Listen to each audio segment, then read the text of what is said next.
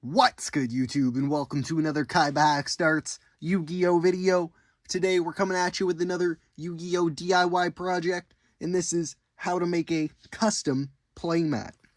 You know, maybe you're tired of your classic structure deck paper playmat here. We've all seen them. You know, they're pretty depressing. Maybe you're getting made fun of at your locals. Who knows? But what you need to do is step it up. And maybe you don't have the funds for your playmat. Maybe you're working on your new deck and it's a little cash heavy. So what you're going to do is get some of these supplies, which is duct tape, you know, a Sharpie, a scissors, and or a box cutter. Very helpful.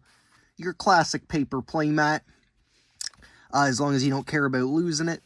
And possibly some cardboard, maybe some glue. And it's a pretty simple project. If you've seen some of my other DIYs, what we can start to do is use the tactic of double taping with duct tape. So as you can see, we have a piece there. And if we get a similar sized piece, we can double side them up. Now, of course, that was kind of a bad example.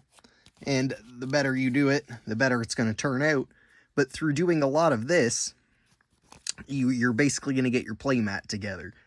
Now, a standard size playmat is about 11.5 inches by 13.5 inches. So, you know, 11.5 this way, 13.5 this way.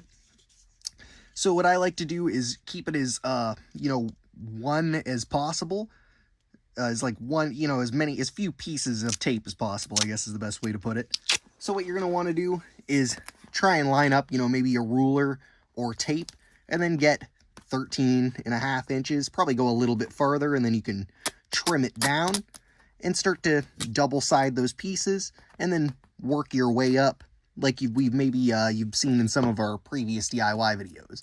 But this is a good example where you can, you know, take your time or fold over edges. And of course, when you have a Sharpie, and I'd preferably a lighter color for this, but it still works. Well, I mean, it shows up pretty good on that blue. And you can obviously use different colored Sharpies and stuff like that to outline your boxes. But how you're going to kind of do that and make sure you get it as accurate as possible is by taking your playmat, and I recommend taking one side at least to an extra monster zone, so that this space between my fingers worth of the mat, and you could cut it off there. You don't need to. And what you're basically going to do is glue it down to some cardboard or poster board. You could also tape it. Doesn't really matter. And then cut out these field zones, and this will give you basically a stencil to make your own playmats. So if you're going to be doing it a lot, you can kind of make it perfect. If you're going to be doing it, you know, mid like me, and you don't really care too much, what you're going to end up with is this.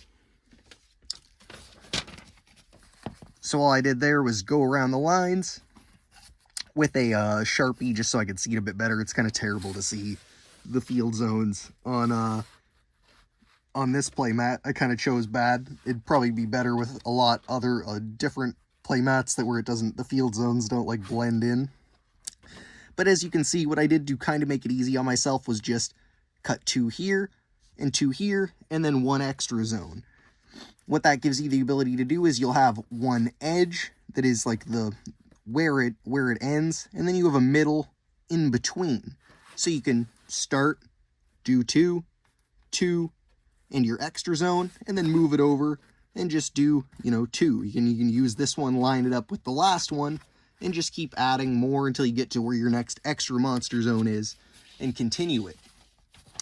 So using this stencil, and obviously I can cut it down and just kind of put it together quick. I just cut this piece off and, you know, down this line to make it into a smaller stencil. And I could maybe, you know, even it out a little bit. You can see where it's a little lopsided in some places. But like I said, I kind of like the jankiness of it. I think it's a little fun. But as you can see, we have our duct tape playmat tube from our one of our previous DIY videos. Link will probably be in the description or in the comments. And we can unroll our duct tape playmat.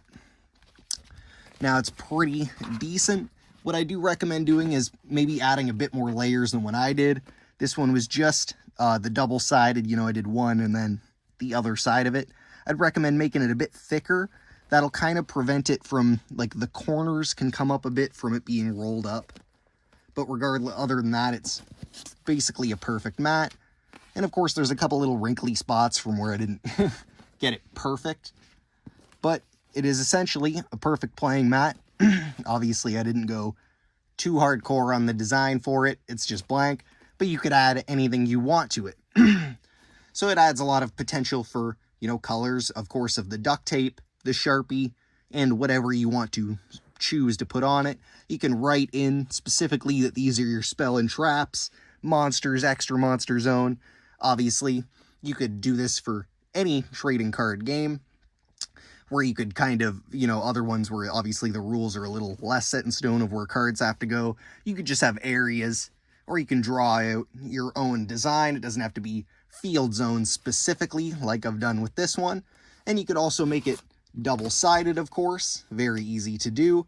And of course, if you go a bit thicker or have a darker color, you can kind of see through it with the white. Obviously, if you had like a dark blue and you did a couple layers, or a dark red, you wouldn't be able to see that unless you really, really were trying to. But overall, I think it's a really dope playmat. And all I did to get it perfect to size was take another playmat, like a real one, and I traced it so I could kind of get more rounder corners and get it kind of as exact as possible. But like I said, all you need to do is have it 11.5 by 13.5, which it is. And you can also see, using a full playmat, you can guide it at least across the top. But there's going to be a few extra inches here of where, like, official playmats have some extra space for, cards or whatever, dice. Just extra space. So, of course, if you wanted to, you could make it even thinner. You could have it like a structured X size. But I think making it full-sized is better. And, of course, you could always take it even, like, a step farther and make a two-sided playmat, or whatever. And like I have done previously, what I kind of did for a custom white playmat that I'd gotten off of Amazon, made that into a Dungeon Dice one. You could use this for Dungeon Dice monsters too, because the playmats are the same size, and go through the steps that I did in that video, but just with the duct tape playmat. So it's a great little thing. Like I said, let me know if there's any improvements you think I could make, other than, just making it a bit more artsy and stepping up the, the time that I took to make it. Obviously, I just kind of pumped it out so I could show you what it's going to be like. And of course, if this is something you're interested in, as well as the duct tape playmat tube, make sure to check that out. And make sure to like, comment, share, and subscribe. We do Yu-Gi-Oh! DIY projects pretty often on the channel, as well as other content like guides, deck profiles, pack openings. For various trading card games, we do DIY projects. So you may only play Pokemon, but we do mostly Yu-Gi-Oh! Content, but you might have a couple projects that you like on the channel, or you like where we're going with that. So if you do enjoy that content, make sure to subscribe. We're almost at 750 subs. And like I said, make sure to check out my other stuff. And otherwise, thanks for watching. Peace.